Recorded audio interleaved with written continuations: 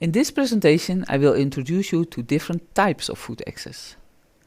From the definition of food security, we learn that access to food can be physical, economic, and social.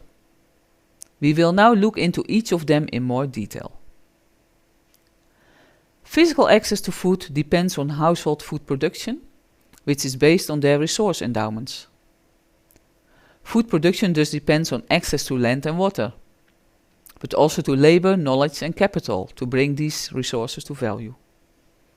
A farmer in Kenya needs a piece of land and capital to buy seeds and fertilizer, and uses his labor to produce maize, to guarantee access to food for his family. Food production can be disrupted by climate disasters, such as drought and floods, or social disasters, such as displacement due to civil war. This can cause a one-off loss of production, leading to a temporary decrease of access to food.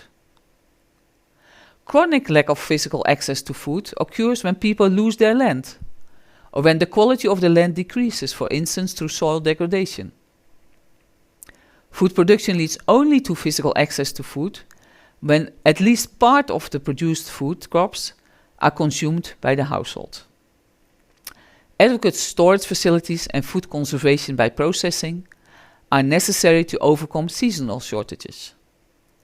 Households that have to sell their entire crop to pay off debts do not have physical access to food.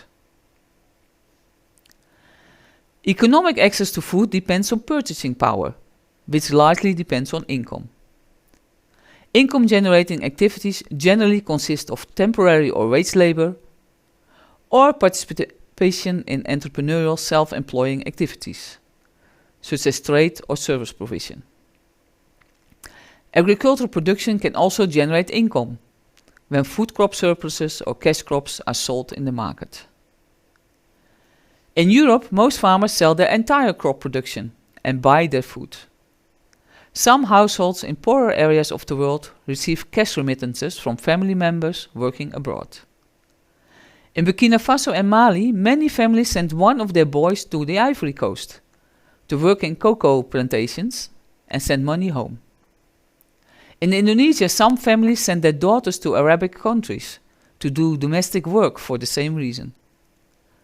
The horticulture sector in the Netherlands largely depends on Polish people for the harvesting work.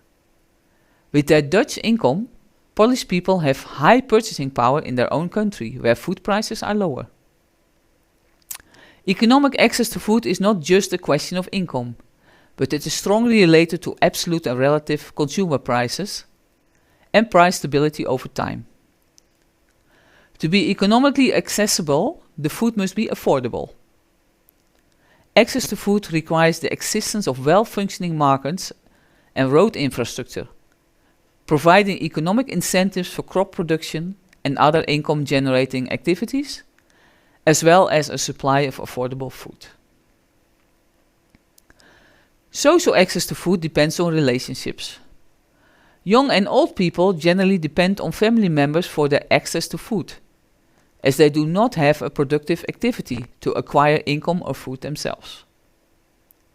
Social networks may provide foods as gifts or in exchange for non-monetarized services.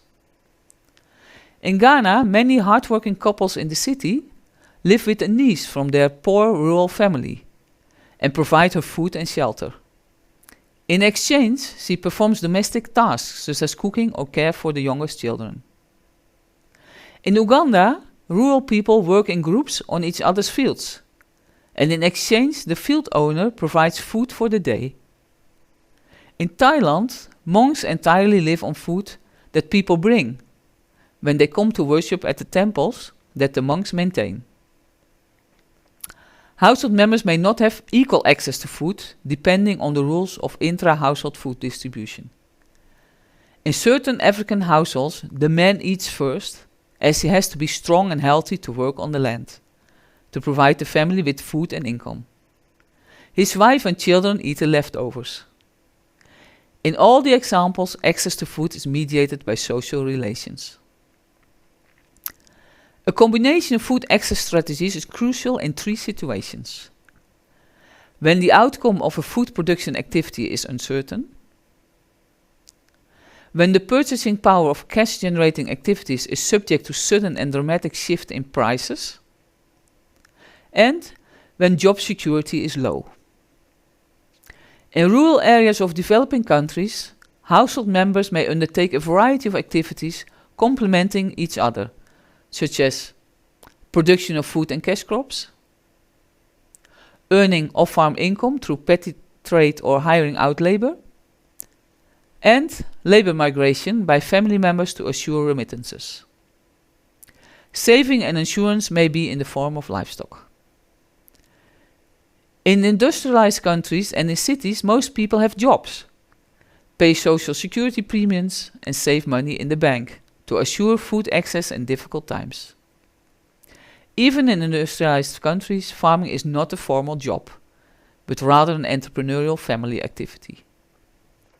Apart from depending on savings and insurances, farm households may also undertake complementary activities, such as hosting rural tourists or income generation through wage labor by one of the adult family members.